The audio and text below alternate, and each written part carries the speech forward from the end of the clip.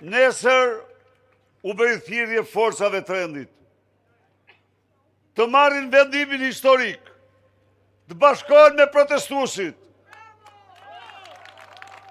Bashkohen me protestuesit,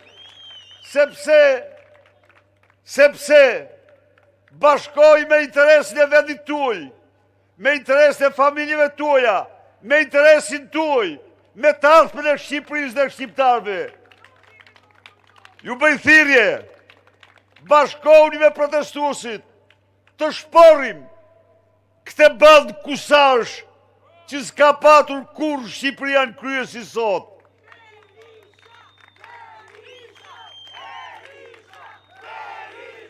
Bashkohuni me